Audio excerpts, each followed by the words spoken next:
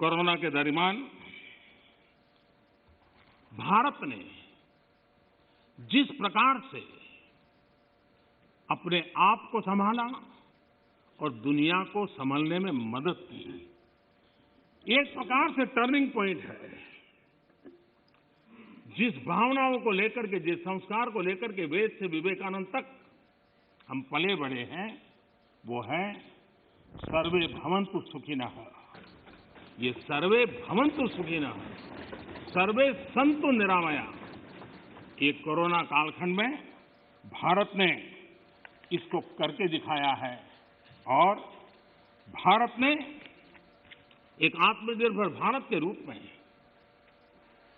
जिस प्रकार से एक के बाद एक ठोस कदम उठाए हैं और जन सामान्य ने उठाए हैं, लेकिन हम उन दिनों को याद करें कि जब दूसरा विश्व युद्ध समाप्त हुआ था, दो विश्व युद्ध ने दुनिया को झकझोर दिया था।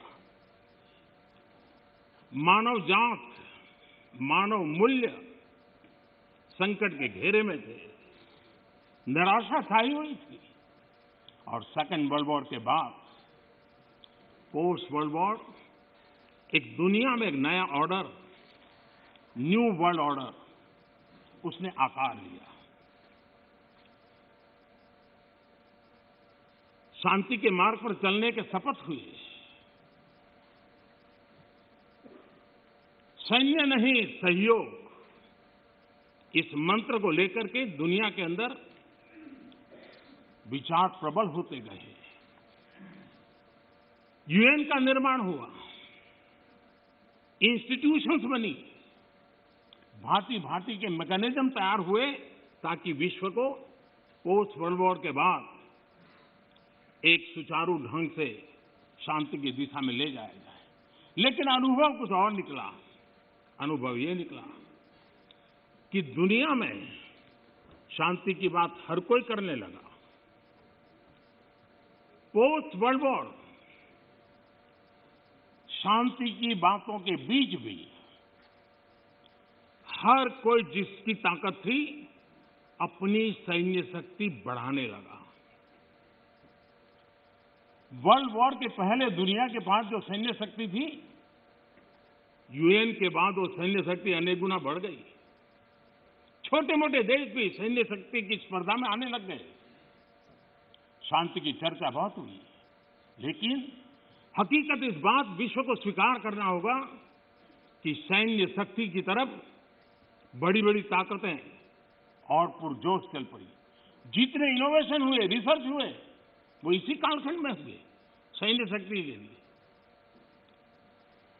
पोस्ट कोरोना भी एक नया वर्ल्ड ऑर्डर नजर आ रहा है। पोस्ट कोरोना के बाद दुनिया में एक नया संबंधों का वातावरण शेप लेगा। हमें तय करना है कि हम वर्ल्ड वॉर के बाद एक मुख्य दर्शक के रूप में बदलती हुई दुनिया को देखते रहे और अपने आप को कहीं एडजस्ट हो सकते तो करने की कोशिश की। हमारे लिए वो कालखंड भी वैसा ही था। लेकिन आज पोस्ट कोरोना जो नया वर्ल्ड ऑर्डर तैयार होगा, और होना ही है, किस रूप का होगा, कैसा होगा, कौन उसको इनिशिएट करेगा, वो तो वक्त बताएगा। लेकिन दुनिया ने जिस प्रकार से संकट को झेला है, दुनिया इस पर सोचने के लिए मजबूर हुई है और होना है। ऐसी स्थिति में भारत विश्व से कट करके नहीं रह सकता। भारत एक कोने में गुजारा नहीं कर सकता। हमें भी एक मजबूत प्लेयर के रूप में उभरना होगा। लेकिन सिर्फ जनसंख्या के आधार पर हम दुनिया में अपनी मजबूती का दावा नहीं कर पाएंगे। वो एक ताकत है, लेकिन इतनी ताकत मात्र से नहीं चलता है। नए वर्ल्ड ऑर्डर में भारत को अपनी जगह बनाने के लिए भारत को सशक्त होना पड़ेगा, समर्थ होना पड़ेगा, और उसका रास्ता है आत्मनिर्भर भारत। आज फार्मेसी में हम आत्मनिर्भर हैं, हम दुनिया के कल्याण के काम आते हैं। भारत जितना आत्मनिर्भर बनेगा और जिसकी रगों में सर्वे सुखिनः भवन्तु का मंत्र जड़ा हुआ है, वो जितना सामर्थ्यवान होगा, मानव जात के कल्याण के लिए, विश्व के कल्याण के लिए एक बहुत बड़ी भूमिका अदा कर सकेगा। और इसलिए हमारे लिए आवश्यक है कि हम आत्मनिर्भर भारत इस विचार को बल दें और ये हम मान के चलें। ये किसी शासन व्यवस्था का विचार नहीं है, ये किसी राजनेता का विचार नहीं है। आज हिंदुस्तान के हर कोने में वोकल फॉर लोकल सुनाई दे रहा है और लोग हाथ लगाते देखते हैं लोकल। यह आत्मगौरव का भाव आत्मनिर्भर भारत के लिए बहुत काम आ रहा है। और मुझे विश्वास है कि हम सबकी सोच, हमारी नीतियां, हमारे निर्णय भारत को आत्मनिर्भर बनाने के लिए जो भी आवश्यक बदलाव हो, उस बदलाव की ओर होने चाहिए, ये मेरा मत है।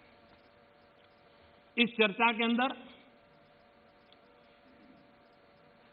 करीब करीब सभी माननीय सदस्यों ने कोरोना की चर्चा की है। हमारे लिए संतोष का विषय है, गर्व का विषय है कि कोरोना के कारण कितनी बड़ी मुसीबत आएगी। ये जो दुनिया में अनुमान लगाए गए थे, बहुत बड़े-बड़े एक्सपर्ट ने अनुमान लगाए थे, भारत में भी एक भय का वातावरण पैदा करने के लिए भरसक प्रयास भी हुए थे। और एक अननोन एनिमी था, तो विश्वास से कोई कुछ नहीं कह सकता था, विश्वास से कुछ कोई कर भी नहीं सकता था। एक ऐसे अननोन एनिमी के खिलाफ लड़ना था। और इतना बड़ा देश, इतना थिकली पॉपुलेटेड देश, इतनी कम व्यवस्थाओं वाला देश, दुनिया को शक होना बड़ा स्वाभाविक भी था, क्योंकि विश्व के बड़े-बड़े देश कोरोना के सामने घुटने टेक चुके थे। तब भारत कैसे टिक पाएगा? और भारत एक बार हालत खराब हो गई तो विश्व को कोई नहीं बचा पाएगा, ये समीकरण भी लोग लगा रहे थे।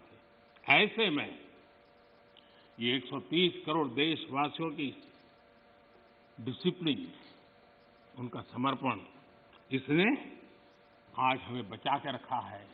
Credit goes to 130 crore Hindustani.